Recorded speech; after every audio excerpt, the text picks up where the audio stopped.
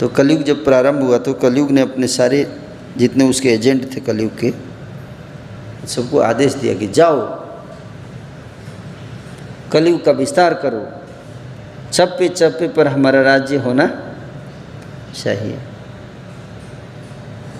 तो उसका एक एजेंट जो है वो गया, सब सारे एजेंट फैल गए, शाम में आकर रिपोर्ट देते थे कलयुग को, प्रीचिंग रिपोर्ट।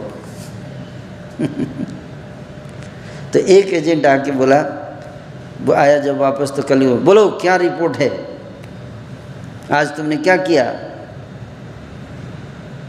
मेरे यश को फैलाने के लिए। उसने बोला, महाराज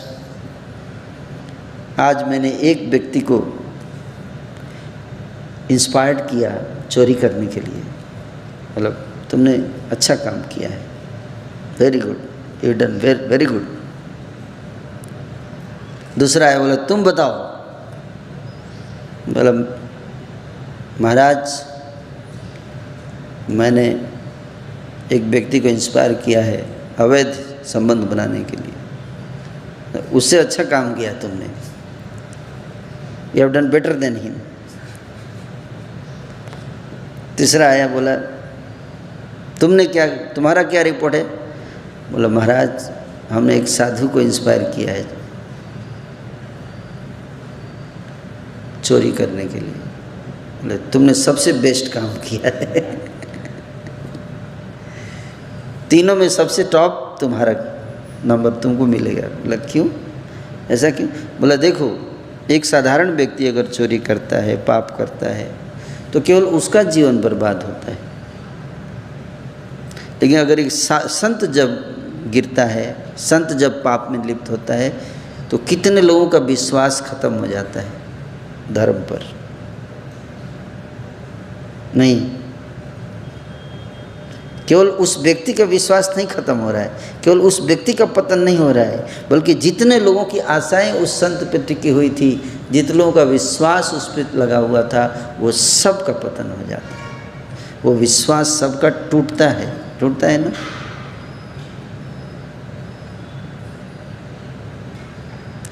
धर्म को सबसे ज़्यादा नुकसान अगर कोई दे सकता है तो वो संत ही दे सकते हैं। धर्म को सबसे अधिक अगर कोई बढ़ा सकता है तो वो संत बढ़ा सकते हैं, और धर्म को सबसे अधिक गिरा सकता है अगर कोई तो संत गिराते हैं। इसलिए संतों की महिमा गाई गई है। इसे नहीं चरण छूते हैं लोग, बड़े बड़े IAS और IPS और सब आते हैं संतों के सामने तो झुक जाते हैं, मंत्री लोग झुक जाते हैं, है कि नहीं। किसके लिए, कपड़े पर, ये गेरुआ कपड़े पर झुकते हैं, किसके सामने झुकते हैं। कैरेक्टर, चरित्र।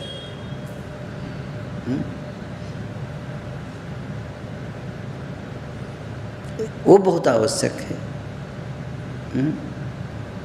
वैराग्य,